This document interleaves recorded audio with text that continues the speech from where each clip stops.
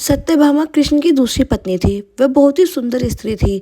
उसका ये मानना था कि वो सबसे सुंदर और सबसे अमीर स्त्री थी, क्योंकि उसके पति एक बहुत ही धनवान व्यक्ति थे। तो सत्यभामा जितने और जो रत्न और आभूषण और संपत्ति चाहती थी, वो सब उसके पास थे। स्वाभाविक रूप से घमंड उसकी एक बड़ी समस्या थी। एक बार कृष्ण के जन्म दिवस के अवसर पर सत्यभामा ने सोचा कि वो सबको दिखाएगी कि वो कृष्ण को कितना प्यार करती है। तो उसने तय किया कि वो कृष्ण के वजन जितना सोना शहर के लोगों में बांटेगी।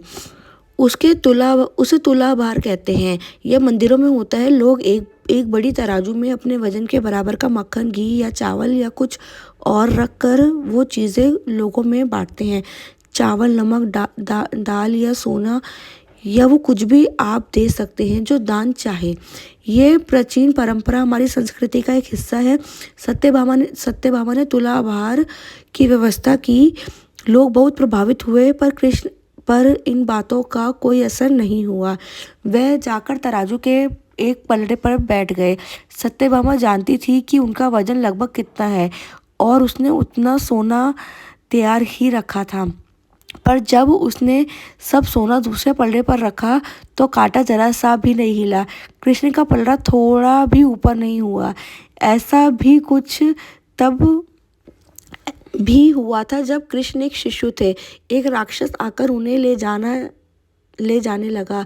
तब कृष्ण ने अपना वजन इतना बढ़ा लिया कि राक्षस वहीं गिर पड़ा, और कृष्ण ने उसके ऊपर बैठकर उसे कुचलकर मार डाला। क्रिया योग में ये एक ऐसा तरीका है जिससे कोई योगी अपना वजन बढ़ा या घटा सकता है। ऐसी बहुत सी कहानियां हैं कि ऐसे योगी भी थे जो कि पहाड़ की तरह भारी हो जाते थे। तो इस बार भी कृष्ण अपना वजन बढ़ाकर तराजू में बैठ गए। सत्यभामा ने उतरा सोना दूसरे पलड़े पर रख दिया, जितना उसके हिसाब से कृष्ण के वजन के बराबर था।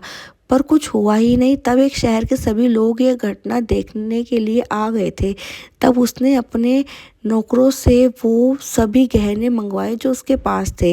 एक के बाद एक वो गहने डालती जा रही थी और सोच रही थी कि काम हो जाएगा, पर कुछ नहीं हुआ। तब उसने वो सब कुछ भी रख दिया जो उसके पास था, पर पलड़ा जरा सा भी नहीं हिला। वो रोने लगी क्योंकि ये सब उसके लिए बहुत शर्मजनक था। सारा शहर देख रहा था और उसके पास पर्याप्त सोना नहीं था। वो जो हमेशा अपनी संपत्ति के बारे में इतना घमंडी थी, उसके पास पर्याप्त सोना नहीं था और उसे समझ में नहीं आ रहा था कि वो क्या करे।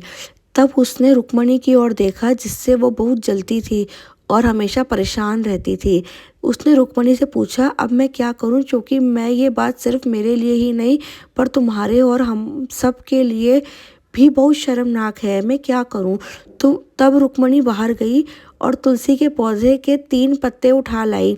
जैसे ही तुलसी के वह पत्ते उसने तराजू के दूसरे पलड़े पर रखे, कृष्ण का पलड़ा तुरंत ही ऊपर आ गया। ये है तुलसी के पत्ते की महिमा और हमारे कृष्ण जी की महिमा।